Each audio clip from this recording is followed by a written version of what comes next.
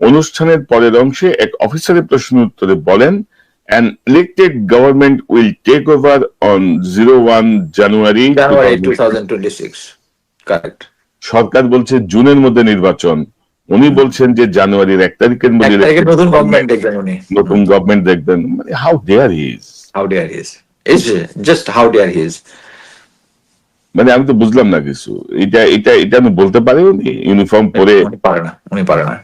আমার মনে হয় যে অ্যাকচুয়ালি উনি তো একটা এই গভর্নমেন্ট কর্মচারী, তাই না? উনি রাষ্ট্রের চুক্তিভিত্তিক কর্মচারী। কারেক্ট। এই গভর্নমেন্ট চুক্তি দেওয়া হয়েছে ওনাকে। এই গভর্নমেন্ট তাকে এতদিন কেন সহ্য করতেছে এটা আমার মানে মাথায় ধরে না। ডক্টর ইউনূস হচ্ছে মানে মানে পুরো ওয়ার্ল্ড ভাইজা খাওয়া লোক, তো ওনারে আপনি চোখ রাঙায় লাভ হবে না, আর এসব কথা বলে লাভ হবে না। সেনাবাহিনীর বিরুদ্ধে অপপ্রচার, আমার বিরুদ্ধে অপপ্রচার, নো। মানে আপনি আপনি ভাই আসমান থেকে ওহী নাযিল হয় না আপনার উপরে, আপনি ইয়েও না, আপনি প্রিস্ট লাইক কিছু না। আপনি ধরেন আপনারা এখন এত কথা বলছেন, তো 16 বছরে যে ইন্ডিয়াতে যে বন্দরটা দিয়ে দিল, আপনি বলতেছেন যে চট্টগ্রাম বন্দর এইভাবে দেওয়া যাবে না, তো তখন আপনারা কোথায় ছিলেন ভাই? তখন তো আপনাদের ইউনিফর্ম ছিল, তখন তো আপনাদের এইসব ইয়ে ছিল। একবার বলছেন কেউ দেশের ভিতরে ট্রান্সশিপমেন্ট দিচ্ছেন, আমাদের তখন সিকিউরিটির কথা মাথায় আসে নাই কারো, মাথায় আসে নাই। এখন সব মচমচানি শুরু করছেন আপনারা, আর আপনাদের বিরুদ্ধে বললে বলবেন যে সেনাবাহিনীর বিরুদ্ধে কুৎসারটায়। তো এইসব আপনি কিন্তু ওই যে ওই যে প্রফেসর ইউনূস যে ওই বন্দরে গিয়ে যে স্পিচটা দিছে, ওইটা দিলে কিন্তু আপনি ক্রিস্টাল ক্লিয়ার হয়ে যাবেন। একদম এটা দেশের লাভের জন্যই হচ্ছে, যাতে পলিটিক্যাল পার্টিরা এখানে ইনফ্লুয়েন্স করতে না পারে। আর দেখেন পৃথিবীর 70টা দেশে ডিপি ওয়ার্ল্ড আছে, তাদের সর্বভৌমত্ব নিয়ে কোনো সমস্যা হচ্ছে না, শুধু আমাদের হচ্ছে। এদিকে যখন ইন্ডিয়া যখন আমাদের কোস্ট লাইনে রাডার বসানোর সমস্ত ফাইনাল হয়ে গেছিল, তখন আমাদের কোনো সমস্যা হচ্ছে না, তখন ঠিক আছে, তখন ঠিক আছে, তখন সব ঠিক আছে।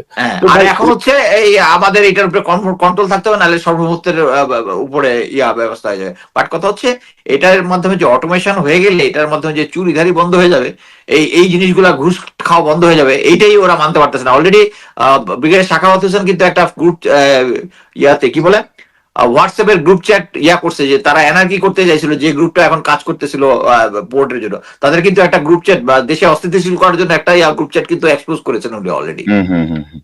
না, এবং ধরেন যে মানে আমি আমার যেটা মনে হয় আর কি, যে এই জাতীয় বিষয়গুলো আসলে এইভাবে বলে, এইভাবে মুখোমুখি অবস্থান নিয়ে আমার মনে হয় না যে ডক্টর ইউনূসকে আপনি মানে বশ করতে পারবেন। আর আপনি যদি বলছিলেন যে আমাদের পোর্ট হচ্ছে লস, আমাদের বিমান হচ্ছে লস, আমাদের এয়ারপোর্ট হচ্ছে লস, তো আপনি বিমানটাকে ভাই এমিরেটস এর সঙ্গে একটা জয়েন্ট ভেঞ্চার আসেন না। বাংলাদেশ বিমান পাওয়ার্ড বাই এমিরেটস, পুরো পৃথিবীর 188টা দেশে বিমানের সার্ভিস চালু হয়ে যাবে। আমরা বছরে যা লস দিচ্ছি তার 100 গুণ বেশি আমাদের ইনকাম হবে। পৃথিবীর সকল রাষ্ট্র এটা করতেছে রে ভাই, এটা সার্বভৌমত্বের কিছু না, এটা বিজনেস। বিষয়গুলো যেমন ধরেন তিনি আরেকটা পয়েন্টে বলছেন যে সেনাবাহিনী অক্লান্ত ভূমিকা রাখছে 5ই আগস্টের পর থেকে। হ্যাঁ, অবশ্যই চেষ্টা করছে, অবশ্যই, এবং এই ব্যাপারে তো কোনো দ্বিমত নাই। যখন পুলিশ ছিল না, যখন পুলিশ সব পালিয়ে গেছে, সেনাবাহিনী রোলটা প্লে করেছে।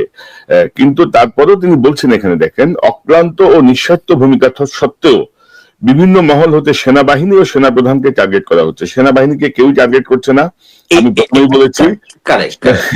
এবং যে কথাগুলো আপনি বলছেন, আমরা জানতে চাই বারবার, এই যে 626 জন বা 27 জন যে নাম্বার, এই এখতিয়ার আপনাকে কে দিয়েছে? তাদেরকে নিরাপত্তা দিয়েছেন, ভালো কথা, তাদেরকে ছেড়ে দেওয়ার অধিকার কে দিয়েছে? কে কাকে দিয়েছে? কারেক্ট।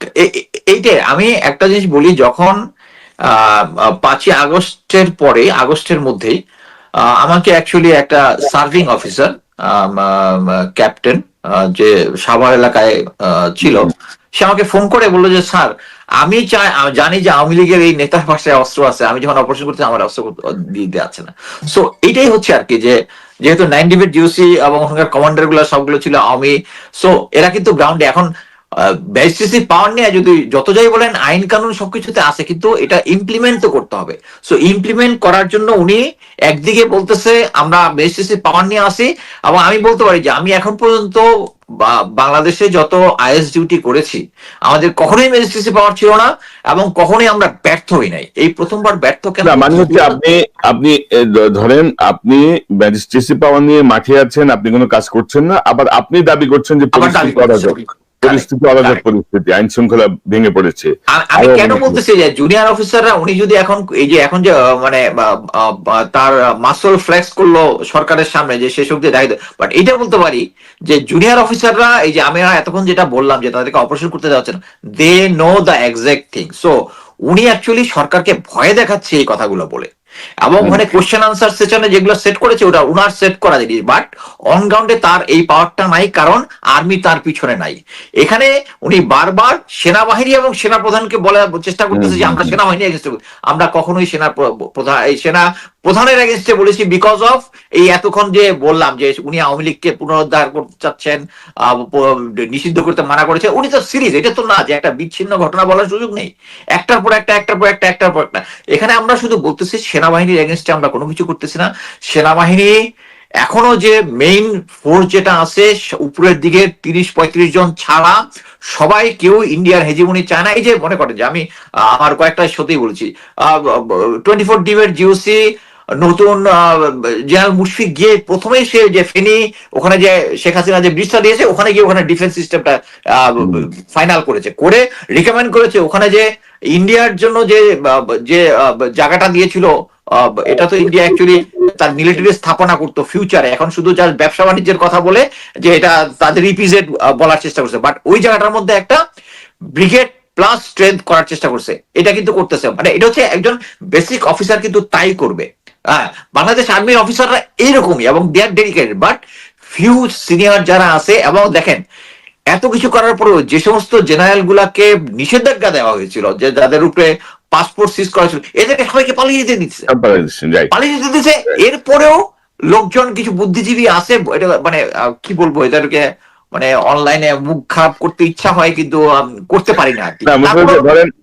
ওয়াকার সাহেব ভালো, ধরেন একটা বিষয় বলবো যে ধরেন তারপরে ধরেন এই গত 10 মাসে যে কাউন্টার কু বা প্রতি বিপ্লব এই জাতীয় কিছু হয় নাই, এটা একটা ভালো সাইন আর কি, আমি মনে করি। কিন্তু ধরেন এই যে গদবাঁধার কথা, দেশে বিদেশি স্বার্থান্বেষী মহলগুলো পরিস্থিতিকে আরো অবনতি ঘটাতে চাচ্ছে।